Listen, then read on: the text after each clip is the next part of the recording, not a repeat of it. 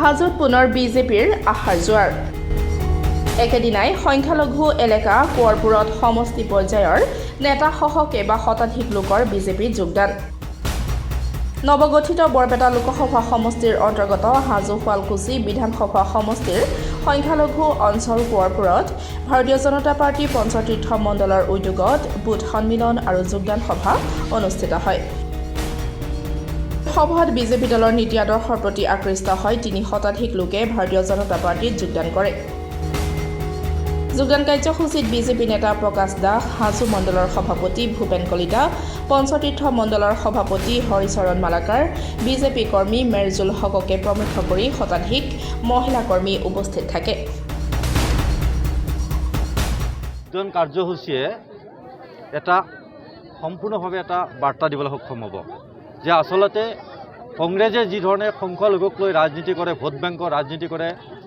নিজৰ কাৰণে দুৰ্নীতি আৰু ভ্ৰষ্টাচাৰেৰে লিপ্ত হৈ নিজৰ কাৰণে ধন ঘটে সেই কংগ্ৰেছৰ এই অপজিটো শাসন বা অপজিটো কৰ্ম এই কৰ্মৰ অৱসান ঘটোৱাৰ কাৰণে আজি এই অঞ্চলৰ সকলো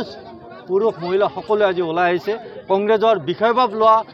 যিসকল ব্যক্তিসকলে আজি কংগ্ৰেছৰ পৰা পদত্যাগ কৰি আজি ভাৰতীয় জনতা পাৰ্টীত যোগদান কৰিছে গতিকে ভাৰতীয় জনতা পাৰ্টীৰ জৰিয়তে এই অঞ্চলৰ বিকাশ আৰু সুশাসনৰ পোৱাৰ যিটো আস্থা ৰাখি আজি ভাৰতীয় জনতাই যোগদান কৰিছে সেইসকলে আজি কংগ্ৰেছক ভাল ধৰণে প্ৰত্যুত্তৰ দিছে যে এতিয়া অসমত বিকাশৰ ৰাজনীতি চলিব ইয়াত কোনো জাত পাতৰ ৰাজনীতি নচলে ইয়াত কোনো ধৰ্মৰ ৰাজনীতি নচলে অসম তথা ভাৰতবৰ্ষৰ বিকাশৰ ৰাজনীতিয়ে চলে আৰু সেই কথাটোৱে আগত বিশ্বাস ৰাখি আজি ভাৰতীয় জনতা পাৰ্টীত যোগদান কৰিছে গতিকে অসমৰ প্ৰতিটো স্তৰৰ সংখ্যালঘু বসতি প্ৰধান মানুহৰ কাৰণে এটা ডাঙৰ এই বাৰ্তা এইটো এটা যুগাত্মক বাৰ্তা যে আচলতে সংখ্যালঘু লৈ যি ৰাজনীতি কৰিছিল কংগ্ৰেছে সেই ৰাজনীতি এতিয়া অৱসান হ'বলৈ গৈ আছে প্ৰধানমন্ত্ৰী নৰেন্দ্ৰ মোদীৰ যি কাম কাজ এই কাম কাজক লৈ সকলোৱে আকৰ্ষিত হৈ আজি ভাৰতীয় জনতা পাৰ্টীৰ ফালে সকলোৱে ভগৱান হৈছে আজি ইয়াতো আমি কোঁৱৰপুৰ অঞ্চলত এই বিশাল আমাৰ যোগদান কাৰ্যসূচী আছিল আৰু ইয়াতে আমাৰ বুথৰ এখন সন্মিলন আছিল আৰু এই সন্মিলনৰ লগত সংগতি ৰাখি আজি ইয়াত সংখ্যালঘু অঞ্চলত বহুতো শতাধিক ব্যক্তি আমাৰ যোগদান কৰিছে বিভিন্ন দল সংগঠনৰ পৰা আহিছে আপোনালোকে দেখাই পাইছে এতিয়া এজিপি আৰু আমাৰ বিজেপিৰ প্ৰতি আকৰ্ষিত হৈ কংগ্ৰেছ বা অন্য দলত নিশ্চিত হৈ পেলাই সকলোৱে আমি ভাৰতীয় জনতা পাৰ্টীক আঁকোৱালি লৈছে মুখ্যমন্ত্ৰী যিটো এৰি পেলাইছে যে বিজেপি এটা সাম্প্ৰদায়িক দল মোৰ মতে মই কৈছোঁ যে বিজেপি এটা সাম্প্ৰদায়িক দল নহয় কাৰণ এইটোত আমি বুজি পাইছোঁ যে বিজেপি চৰকাৰে যি এজিপিৰ লগত মিত্ৰতা কৰি যি চৰকাৰ গঠন কৰিছে এইটোৱেই নহয়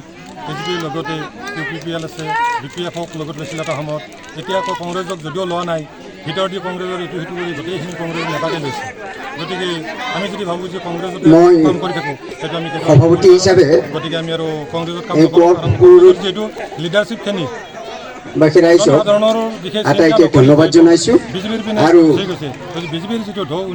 আজি ইমানতে সভা ভংগ বুলি ঘোষণা কৰিছোঁ গতিকে আমি শেষত চিন্তা চৰ্চা কৰিছোঁ যে বিজেপিৰ যিটো উন্নতিৰ দিশ যিটো বিকাশৰ দিশ বিকাশৰ দিশৰ পিনে চাই যে আমি সংখ্যালঘু এৰিয়াত আমি গোটেই সদস্যবৰ্গ তথা ৰাইজে আমি